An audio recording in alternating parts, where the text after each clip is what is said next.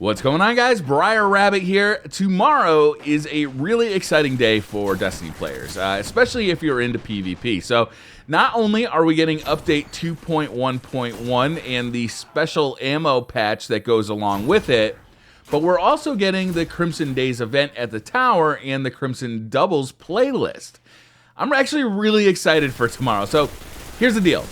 The Crimson Days and the Crimson Doubles playlists are fairly exciting. I wish that they were available for all of February, like a full month-long event. I think a week is just, it's a little too short for the live team to be hanging their hat on as far as kind of keeping the game updated, keeping the game fresh.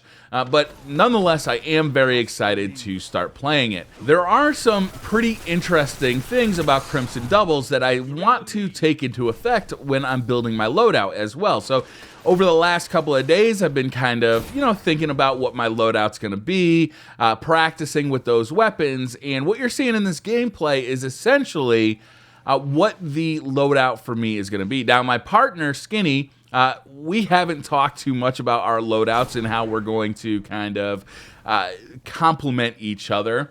But right now, what I'm really thinking is a combination of the Doctrine of Passing and the Icebreaker. Now, the Icebreaker hasn't really been in my rotation since year one. As far as year one weapons go, it was primarily a PvE weapon for me because of all the cheesing you could do, because of the unlimited ammo, because it regenerates its ammo. It was just a really solid PvE weapon in year one. Now, a lot of people had some success with it in PvP in year one, and I dabbled with it a little bit. I had a good time with it, but it wasn't my go-to sniper rifle in year one.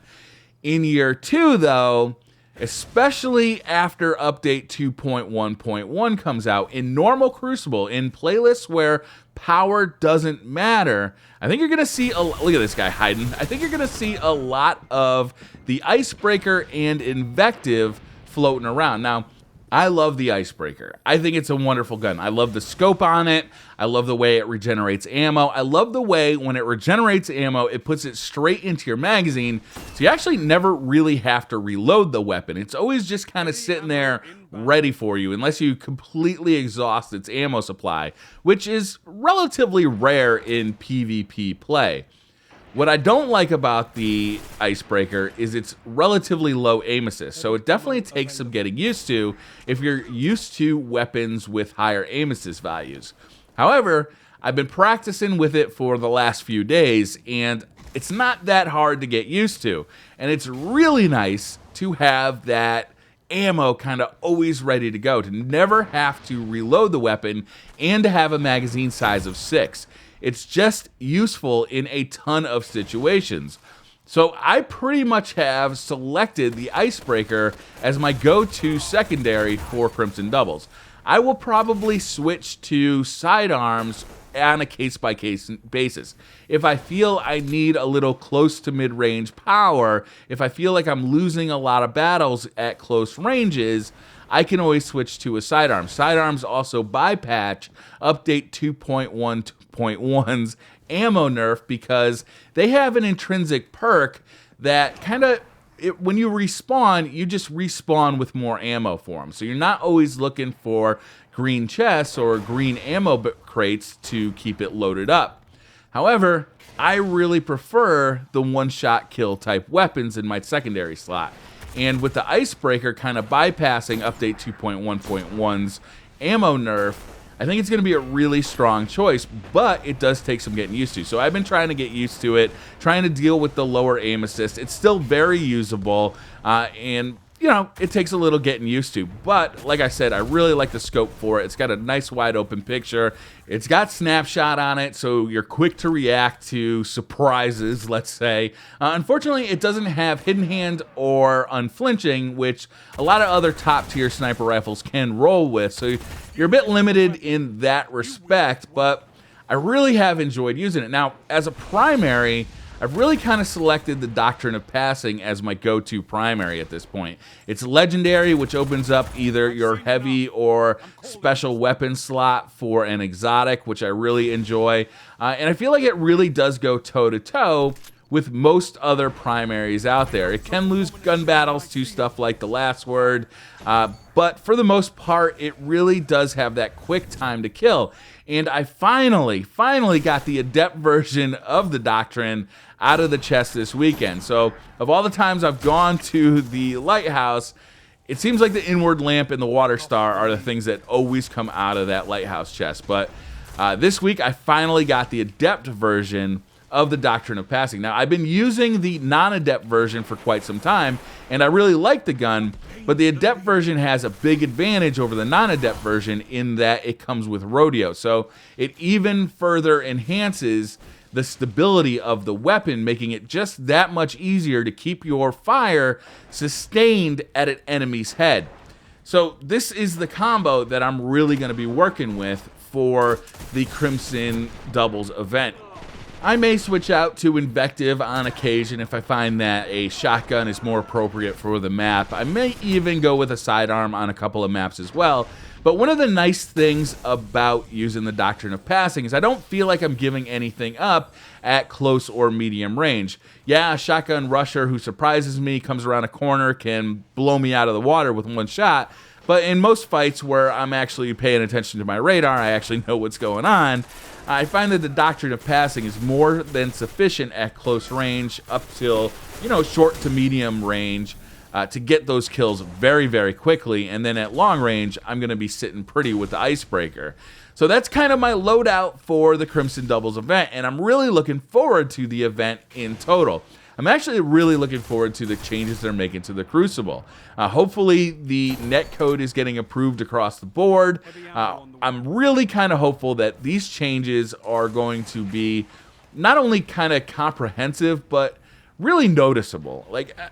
We've had a lot of problems with lag in the Crucible, and I feel like Bungie definitely knows this. They're trying to address this, but they do work off a peer-to-peer network for the Crucible, so there's only so much they can do. If somebody has a bad internet connection, it's just bad. But with the new damage referee system, we should see some lag compensation that it helps out players with a good connection more than it does players with a bad connection. Because in the past, it's definitely been an advantage to have a bad connection in the Crucible in Destiny's multiplayer. And frankly, I don't think that's fair. I understand a lot of people are upset because there's nothing you can do. Regionally, internet connections can suffer just based on where you happen to live. It's not necessarily your fault.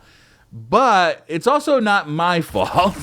Just because you have a bad connection and I have a good one doesn't mean that you should win every gunfight. It doesn't mean that my bullets shouldn't damage you. So I'm really glad that this is being addressed. It's one of my biggest complaints with the Crucible that, the fact that a bad connection just seems to be so helpful in the Crucible right now just doesn't sit right with me, and it's always been one of my biggest complaints with Destiny's multiplayer. So hopefully that new damage referee system is going to make for a very enjoyable multiplayer experience. And I've always liked doubles, so Crimson Doubles, especially with this new mechanic of when you're the last fire team member standing, you get these buffs. I think that's going to be an awful lot of fun, and it's going to create for some really cool moments inside the multiplayer. I think that being that last guy with those buffs is going to make you feel like an all-star. It's going to make you feel like a hero, and I think we'll see some really cool clips and people going absolutely ham against the enemy teams. I'm really looking forward to it. I think it's a well-designed event. Having not played it, but I do wish that it was around for longer than a week. I think that's kind of a failure on Bungie's part. I would like to see that stick around for much, much longer. So that'll pretty much be my setup for the Crimson Doubles, and I'm looking forward to it. I think it's got some real advantages. Definitely, I've got an ammo advantage to somebody who's using a more traditional setup, like a 1,000-yard stare. I'll just be able to use my sniper more often, but I'm definitely giving up some ease of use to the 1,000-yard stare based off of the aim assist. And I think that I'll just have to be careful. I have to pick my battles carefully and make sure that I'm set up and using it in a way that is advantageous to me. Also, with the Doctrine of Passing, I'm going to be running up against a lot of people using Thorn, the Last Word, and the Might of Multi-Tool. Might of multi-tools users will have an advantage at long range, but I should be able to nullify that advantage with the icebreaker. Last word users will probably have an advantage at very close ranges, but you know, if I'm careful, if I use distance to my advantage, again, I should be able to nullify that. And Doctrine of Passing can stand toe-to-toe with the last word a lot of the time. It's not giving up much to the last word and has, I believe, a short to medium range advantage. So hopefully that's going to do it, you know, like we'll see. I'd love to hear what you guys are going to be running for the Crimson Doubles event. I know a lot of Thorn users are going to be out there. Might of Multi-Tool is going to be huge.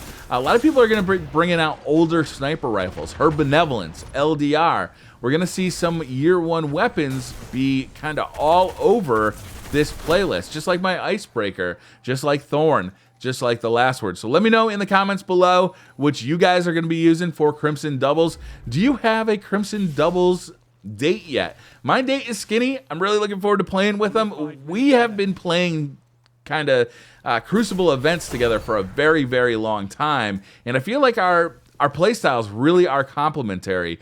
He's a very aggressive player. I'm much more a laid-back player. He's a very strong sniper. I find that helps. So if I want to run a shotgun, I can count on his support.